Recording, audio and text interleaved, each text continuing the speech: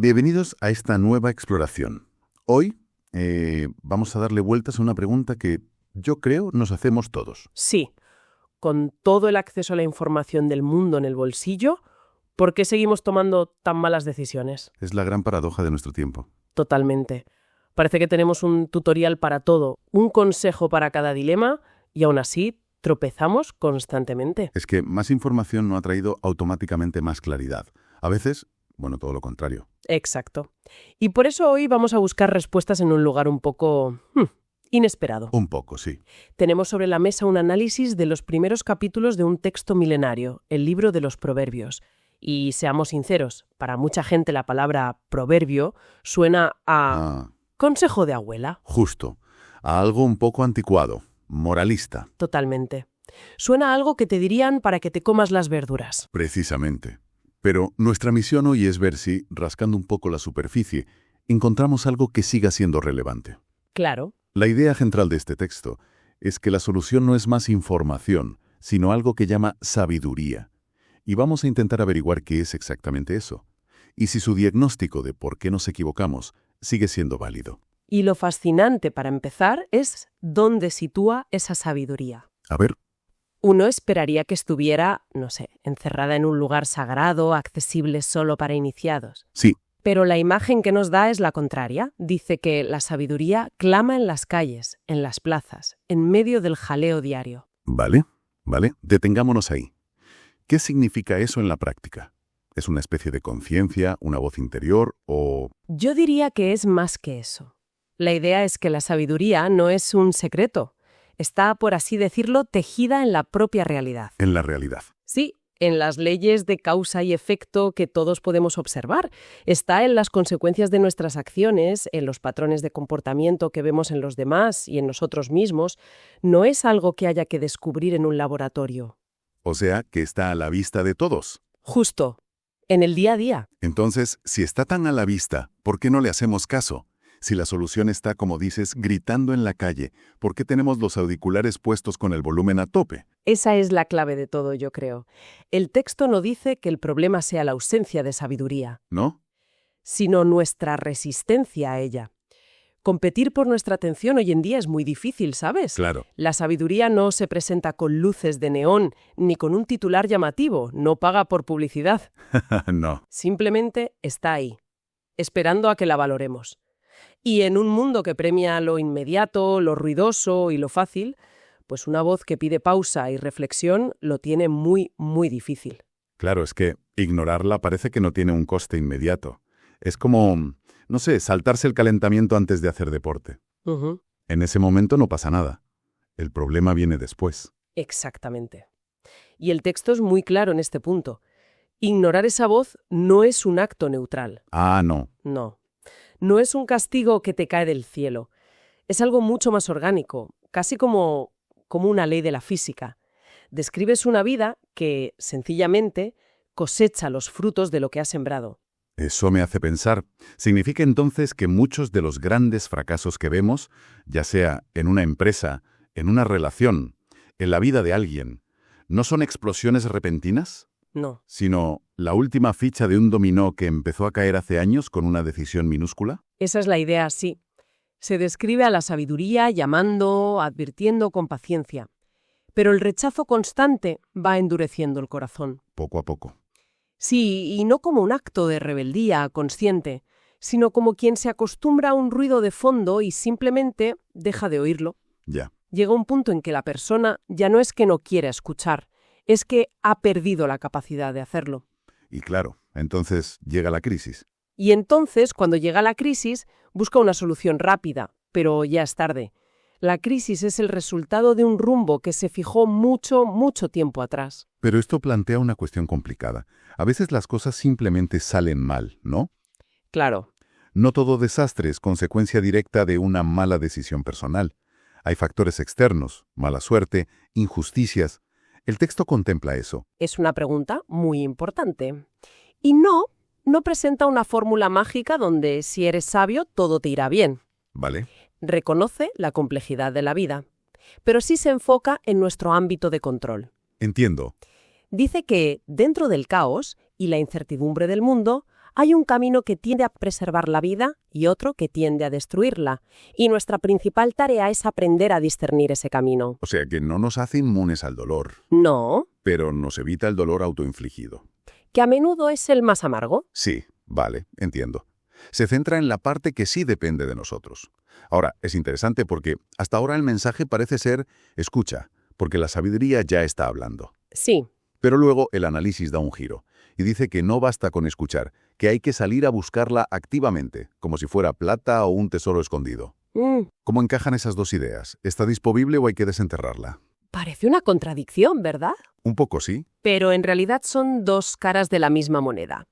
La sabiduría está disponible, sí, como el oro está disponible en la tierra. Ya, Pero nadie se encuentra una mina de oro paseando por el parque. no. Requiere esfuerzo, intención y, sobre todo, saber dónde buscar. Me gusta esa analogía, o sea, está al alcance, pero no te va a caer en la cabeza mientras miras el móvil. Exacto. Y esto choca frontalmente con nuestra cultura. Totalmente. Queremos hackear la vida. Buscamos el resumen del libro para no leerlo, el vídeo de 5 minutos que nos enseñe una habilidad compleja. Queremos los beneficios de la sabiduría sin el proceso. Queremos añadirla al carrito de la compra y que nos llegue a casa al día siguiente. Precisamente. Pero esta visión habla de algo totalmente distinto. No es un producto que se consume, es una relación que se cultiva. Se cultiva. Requiere tiempo, atención y una actitud que el texto describe como reverencia a Dios. Y esto es interesante porque lo saca del ámbito puramente intelectual. ¿A qué te refieres con eso? A que no se trata solo de ser muy listo o de acumular conocimientos. Me recuerda cómo se aprende una habilidad compleja, como tocar el violín o programar. No puedes simplemente descargar el conocimiento. Requiere práctica, dedicación y una especie de respeto por la disciplina misma, por las reglas que la rigen. Claro, un respeto por el proceso. Exacto. Aquí esa reverencia se dirige a Dios. Pero el principio de que la verdadera maestría no se puede atajar es universal. Implica reconocer que hay un orden en las cosas que nosotros no hemos inventado y que, nos conviene entender y respetar. Y según el texto, ¿para qué sirve todo ese esfuerzo? ¿Cuál es la recompensa de buscar ese tesoro? El propósito es fundamentalmente protector. Insiste mucho en que la sabiduría te guarda del mal camino. Te guarda. Sí, de las palabras torcidas, de las personas que te quieren enredar. Es como un sistema inmunitario para la toma de decisiones. Pero un momento, ¿un sistema inmunitario que te aísla del mundo o que te permite vivir en él sin infectarte? Buena pregunta. Porque suena un poco a meterse en una burbuja. No te aísla, te orienta. Y aquí es donde redefine una idea que hoy tenemos muy idealizada. La libertad. Ajá. Solemos pensar que la libertad es la ausencia total de límites. Hacer lo que quiero cuando quiero. Sí, el sin reglas. Pues este texto presenta los límites sabios no como una cárcel, sino, Como las barandillas de un puente sobre un precipicio. claro, las barandillas no te quitan la libertad de cruzar, sino que te dan la seguridad para poder hacerlo sin despeñarte. Esa es la imagen. Sin ellas, muchos ni se atreverían a cruzar. Esa es la imagen perfecta. La sabiduría te da los límites que en lugar de restringirte, en realidad te liberan. Te liberan. Te liberan de tu propia impulsividad, de las modas destructivas, de las promesas vacías que al final te dejan peor de lo que estabas. Ya. Te da la libertad de construir algo duradero en lugar de estar constantemente apagando los fuegos que tú mismo has provocado. Vale, si la sabiduría es como ese guardaespaldas que nos libra de malas decisiones, la siguiente pregunta lógica es ¿cómo se contrata? Y aquí es donde el texto da otro giro y lo lleva todo al terreno personal, al corazón. Hay una frase clave. Confía en el Señor con todo tu corazón y no te apoyes en tu propia prudencia. Es un giro tremendo, porque hasta ahora podíamos pensar que la sabiduría es una estrategia de vida muy inteligente, una especie de desarrollo personal avanzado. Sí, Pero esta frase lo cambia todo. Ya no es una cuestión de intelecto, es de confianza. es de confianza. Pero eso de no te apoyes en tu propia prudencia suena un poco a deja de pensar y te enceciega. Ya. Para una mente moderna eso puede generar mucho rechazo. Es que la traducción puede llevar a engaño, ¿sabes? No significa apaga tu cerebro. No es fe ciega, entonces. No, para nada. Significa reconocer los límites de tu propia perspectiva. Nuestra lógica es brillante, pero es limitada. Vemos solo una parte del cuadro. Claro. Apoyarse únicamente en nuestra prudencia es como intentar navegar en un océano mirando solo la ola que tenemos delante, sin consultar la brújula ni el mapa de las estrellas. Entiendo. No se trata de dejar de pensar, sino de someter nuestro pensamiento a una realidad más grande y fiable. Es más una cuestión de humildad intelectual, de admitir que no lo sabemos todo y que nuestra perspectiva puede estar sesgada por nuestros miedos, nuestros deseos o nuestro ego. Exacto. Y dice que esta confianza hay que aplicarla en todos nuestros caminos. Todos. Todos. No solo en las grandes decisiones trascendentales, sino en las cosas del día a día, en cómo respondes un correo electrónico tenso, en cómo gestionas una pequeña frustración, Ya.